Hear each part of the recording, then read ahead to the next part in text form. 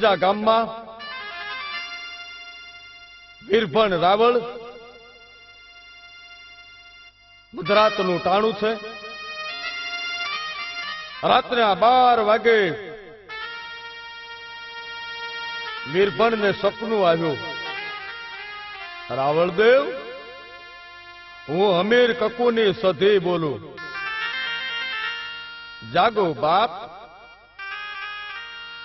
મને લેવા આવો,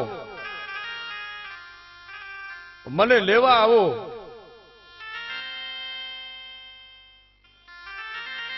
અને આમ મધરાતના 12 વાગે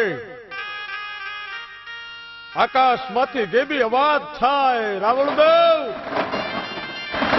હું અમીર કકુની સધી બોલું. હાલો બાપ, તમે મને માનો છો ને? આજ સધી તમારી ઉપર પ્રસન્ન થાય છે. રાવળદેવ ઝબકીને ચારે બાજુ જુએ, કોણ હશે? વિચાર કરે. રાવળદેવ, હું અમીરની સધી ભેંસું લેવા પાટણમાં આવી હતી અને રાણકી વાવે બેઠી છું. અમીરના અભિમાનથી કંટાળી હું રાણકી વાવે બેઠી છું. હાલો, સવારમાં આવો અને શ્રીફળ ને ચૂંદડી તમને હાથો હાથ આપવા માટે હું તમારી વાટ જોઈશ. સવારમાં વીરભણ રાવળ માનું નામ લઈ હાલી નીકળે. રાણકી વાવે આવ્યા.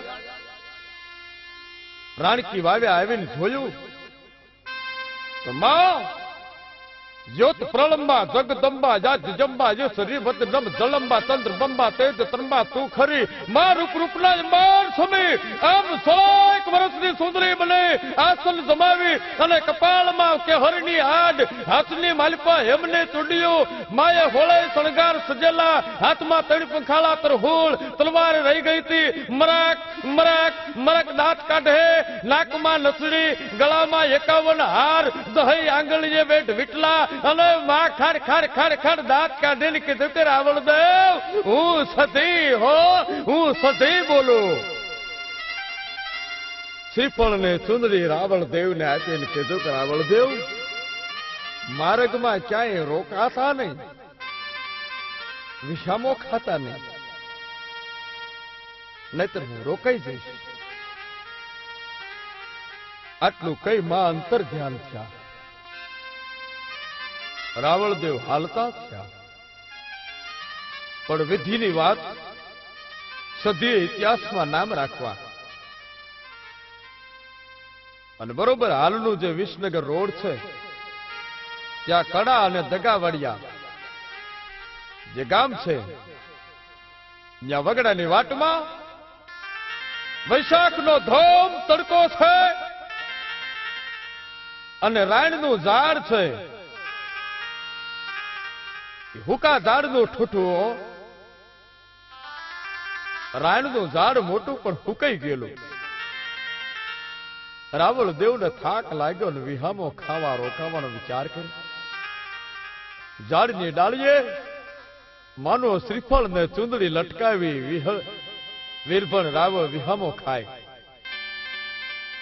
પણ બરોબર જ્યાં આંખ મળી ગઈ ને ત્યાં તો ખડ ખડ ખડ ખડ દાંત કાઢો. માં સધી બોલ્યો, હે દેવ, રાવણદેવ, હું સધી એકલ વેણી એકવાર વચન આપું પછી વચન ચૂકવું નહીં. મેં તમને ના પાડી હતી રાવણદેવ. વીરભણ બેટા, હું માં સધી હારે આવી હતી પણ મને ઝાડવા લટકાડી. મેં વિહામો ખાવાની ના પાડી હતી. જાઓ દેવ, હવે તમારી ભેળી હું ન આવું. જેમ હમીર એકલો ગયો ને એમ તમે એકલા પાછા જાઓ. પણ વીરભણ રાવળ જવાબ આપે કે હે માં, એ હમીર એકલો જાય પણ હું વીરભણ રાવળ એમાં તમને મૂકીને જાવ ને તો રાવણ દેવના ખોળિયા ખોટ લાગે. માં પંડ પડી જાય ને તો કુરબાન છે. જો તમે અહીંથી ન આવતા હોય તો હું નથી જવાનો. અને રાવણ દેવ એ 3-4 પથરા લાવી અને કોડિયામાં દીવો કરી અને માને કીધું કે લે માં હું અહીં બેઠો. વીરભણ રાવણ રુદન કરે કે માં તને મૂકીને તો હું જઈશ ને. અને વીરભણ રાવણ કહેવાય છે કે 3 પથરા મૂકીને જ્યાં માનું કોડિયું દીવો કરે, ગામના આજુબાજુ આવતા જતા જોવે બધાને એમ કે રાવણ દેવ ધતીંગ કરે છે, ઢોંગ કરે છે. વીરભણ રાવણને મેણા મારે, રાવણ દેવ રુદન કરે, મારી માને કોઈ કાળી ન કરતા બાપ. હું રાવણ દેવ મધરાતના ટાળે વાર સધીએ મને અવાજ કર્યો હતો. હું ખોટું ન બોલું, ખોટું બોલું તો સધીને ખોટ લાગે.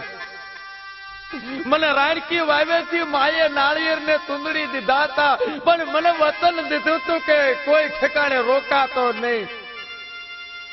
હું ભાન ભૂલ્યો. રાવણદેવ રુદન કરે છે. આજ રાવણદેવ રોવો છે કારણ કે આજ મારી માં સધી ના કહેવા પ્રમાણે હું બેઠો ને સધી રોકાણી. અને ગામ લોકોને થયું કે રાવણદેવ હાચા છે, પણ પારખા માંગ્યા. અને ત્યારે સધીએ અવાજ કર્યો કે વીરભણ બાપ હવારના પોરની માલપા જો હુકી રાયણના ઝાડના ઠૂઠા લીલા પાંદડા વાળા બનાવવું ને તો માનજે કે સધી બોલી હતી અને જગતમાં જય જયકાર કરાવ્યો. એ કડા અને દગાવડિયાની શિવની માલપા હુકી રાયણનું ઠૂઠું લીલું બનાવી અને સધીએ જય જયકાર બનાવ્યો. હજારો માનવી જ્યાં આવે, આજ માનું મંદિર હોય, માનો મઢડો હોય અને રમતી આવે, મારી રમતી આવે, સધી શિકોતર રમતી આવે.